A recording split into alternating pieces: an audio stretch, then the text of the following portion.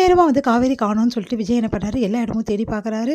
அடுத்து வந்து என்ன பண்ணுறதுன்னு தெரியாமல் காவேரிக்கு வந்து ஃபோன் பண்ணி பார்க்குறாரு. காவேரி வந்து ஃபோனை வந்து எடுக்கலை.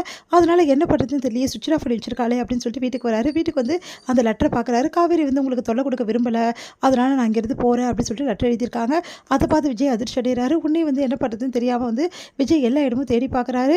கோயிலுக்கும் போய் பார்க்குறாரு. எல்லா இடமும் தெரியும். அவங்க வீட்லேயும் போய் கேட்டு பார்க்குறாரு. வந்து அவங்க வீட்டுக்கும் போலன்னு தெரிஞ்சுக்கிறாரு. அடுத்து வந்து அவங்க ஃப்ரெண்ட்ஸ் எல்லாம் எங்கே இருக்காங்க அப்படின்னு சொல்லிட்டு எல்லா இடமும் தேடி பார்க்குறாரு. பார்த்தா அவங்க ஃப்ரெண்டு சொல்கிறாங்க, இந்த மாதிரி காவேரியோட ஃப்ரெண்ட்ஸ் எல்லாம் கொடைக்கானல்ல இருக்காங்க, அவள் அங்கே போயிருக்க சான்ஸ் இருக்குது அப்படின்றாங்க. உடனே வந்து யோசிக்கிறாரு விஜய், ஆமாம் காவேரி சொல்லியிருக்கா, எனக்கு கஷ்டமும் வந்து எந்த பிரச்சனையாக இருந்தாலும் சரி என் அப்பா கிட்ட தான் நான் போய் சொல்வேன்னு சொல்லியிருக்கா, கண்டிப்பாக கொடைக்கானல் தான் காவேரி போயிருக்கணும் அப்படின்னு சொல்லிட்டு விஜய் வந்து கொடைக்கானலுக்கு போகிறதுக்காக ட்ரை பண்ணுறாரு. அடுத்து வந்து எல்லா இடமும் விஜய் வந்து சுற்றி பார்க்குறாரு. அவங்க வீட்டுக்கு போகலாம் அப்படின்னு சொல்லிட்டு அங்கே போகும்போது காவேரி அங்கேயும் காணும், என்ன வீட்லேயும் காணும்.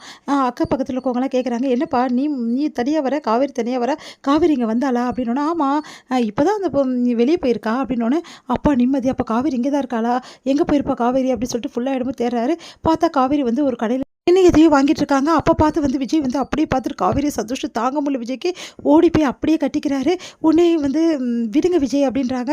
நான் விடமாட்டேன் அப்படின்னு சொல்லிட்டு அப்படியே இருக்க கட்டிக்கிறாரு. உடனே காவேரியே கொஞ்ச நேரத்தில் அப்படியே கண் கலங்கிடுறாங்க. சரி எதுக்கு இங்கே வந்தீங்க சொல்லுங்கள் அப்படின்னு சொல்லிட்டு கேட்டோன்னே, எதுக்கு வந்தனா, நீ எதுக்கு என்னை விட்டுட்டு வந்த, இப்படி பண்ணது நீ கொஞ்சம் நியாயமா, எதுக்காக இப்படி பண்ணுற, நீங்கள் தானே வீடு விட்டு போக சொன்னீங்க, நான் ஒன்றும் போக சொல்லலையே. இல்லை நீங்கள் சொன்னீங்க, சரி நான் ஏதோ கோவத்தில் சொல்லிட்டேன், அதுக்காக வீட்டை விட்டு வந்துடுவியா, இப்படி பண்ணுறது கொஞ்சம் நியாயமா, இது கொஞ்சமாவது எல்லாரையும் பற்றி நினச்சி பார்த்தியா, உங்கள் வீட்டில் உள்ளவங்க நினச்சி பார்த்தியா, இல்லை என்ன நினச்சி பார்த்தியா, தாத்தாவை நினச்சி பார்த்தியான்னு. நான் யாரை பற்றி எதுக்கு நினைக்கணும், எல்லாருக்கும் நான் இருக்கிறது பாரமாக தானே இருக்குது, அதனால தானே வந்தேன். முதல்ல இங்கேருந்து கிளம்புங்க, இங்கே பாருங்கள் நான் இங்கேயே இருந்துடுறேன், நான் இங்கே இருக்கிறோனோ வேறு எங்கேயோ இருக்கிறோனோ அது ஏன் இஷ்டம், இங்கேருந்து போகிறீங்களா இப்போ இல்லையா, அதெல்லாம் போக முடியாது காவேரி, இப்போ என்ன உனக்கு பிரச்சனை, நான் உங்ககிட்ட நடந்துக்கிறது தானே, ப்ளீஸ் காவேரி என்னை மன்னிச்சிடு, நான் தெரியாமல் உங்ககிட்ட அப்படி நடந்துக்கிட்டேன், நான் ஒரே டென்ஷனில் அப்படி நடந்துக்கிட்டேன், தயவுசெய்து மன்னிச்சிடு.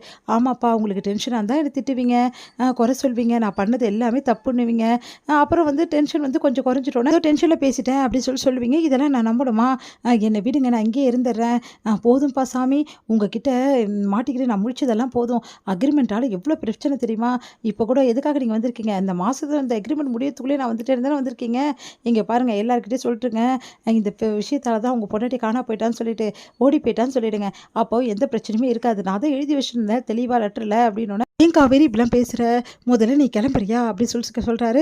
அதெல்லாம் முடியாதுங்க, நான் வர முடியாது, நீங்கள் போங்க அப்படி சொல்லிட்டு போக பார்க்குறாங்க. உடனே வழி மறிக்கிறாரு. இப்போ காவேரி நீ வரலன்னா அப்புறம் என்ன செய்வேன்னு எனக்கே தெரியாது, வா அப்படி சொல்லிட்டு கையை பிடிச்சி எடுக்கிறாரு.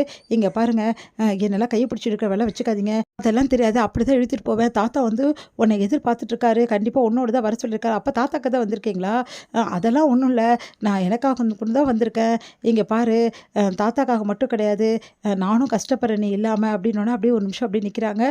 நான் உண்மையாக தான் சொல்கிறேன் காவேரி, நீ இல்லாமல் எவ்வளோ கஷ்டமாக இருக்குது தெரியுமா, அதெல்லாம் தெரியாது, நீ வந்து தான் ஆகணும் வா அப்படி சொல்லிட்டு கையை பிடிச்சி இழுக்கிறாரு. உடனே வந்து நிறுத்த போகிறீங்களா இப்போ இல்லையா, நான் வர முடியாது அப்படின்றாங்க. வந்து தான் தெரியணும்னு சொல்லிட்டு இழுத்துட்டே போகிறாரு. அங்கே இருக்கிறவங்கள ஏன்ப்பா இப்படி வயசு பொண்ணை போட்டு கை பிடிச்சி இழுக்கிறியா, அம்மா என்னாச்சுமா, உன்னை எதாவது தகராறு பண்ணுறானா, ஆமாங்க தகராறு தான் பண்ணுறாரு அப்படின்னோடனே, உடனே வந்து ஏன்ப்பா இப்படிலாம் பண்ணுற, ஊர் வந்து இந்த மாதிரி தகராறு பண்ணிட்டு இருக்கேன், அப்புறம் அவ்வளோதான்ப்பா அப்படின்றாங்க. பொண்ணு கையை விடல அவ்வளோதான், நான் எங்கே விடணும், இவன் என் பொண்டாட்டிங்க அப்படின்றாரு. உடனே வந்துமா உன் புருஷனாமா அவன் அப்படின்னோடனே, இல்லைன்றாங்க. காவேரி அதிர்ச்சி அடைகிறார் விஜய்.